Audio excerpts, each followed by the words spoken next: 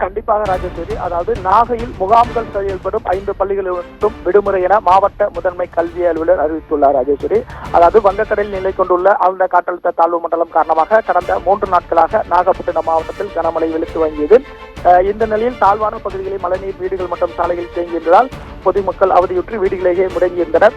இந்த நிலையில் நாகப்பட்டினம் மாவட்டத்தில் சுமார் 68 பகுதிகள் மழைநீர் தேங்கும் பகுதிகள் என கண்டறியப்பட்டு அங்கு ஆபத்தான நிலையில் உள்ள பொதுமக்கள் நாகப்பட்டினம் மாவட்டத்தில் உள்ள ஒரு 12 பள்ளிகளில் 934 நபர்கள் தங்க வைக்கப்பட்டிருந்தனர் நேற்று.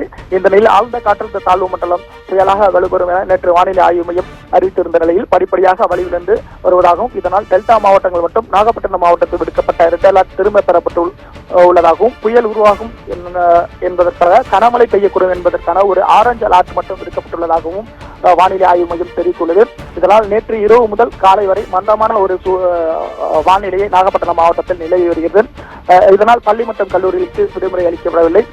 இந்த நிலையில் இன்று நாகப்பட்டினம் மாவட்டத்திற்கு முகாம்கள் 12 முகாம்கள் செயல்பட்டு வந்தாலும் குறிப்பாக மழை இல்லாத காரணத்தினால் பொதுமக்கள் வீடு திரும்பி வருகின்றனர். இந்த நிலையில் குறிப்பாக 5 பள்ளிகளில் மட்டும் பொதுமக்கள் தங்கியுள்ளதாக ஒரு தகவல் வெளியாகியிருந்தது. இந்த நிலையில் நாகை நகராட்சி நடுநிலைப்பள்ளி, திருப்புண்டி அரசு மேல்நிலைப்பள்ளி, காரை நகர் தொடக்கப்பள்ளி, அம்பல் தொடக்கப்பள்ளி, பெரிய நெறியங்குடி அரசு தொடக்கப்பள்ளி உள்ளிட்ட 5 பள்ளிகளுக்கு மட்டும் விடுமுறை அளிப்பதாக மாவட்ட முதன்மை கல்வி அலுவலர் சுபாஷினி இந்த தகவலை வெளியிட்டுள்ளார்.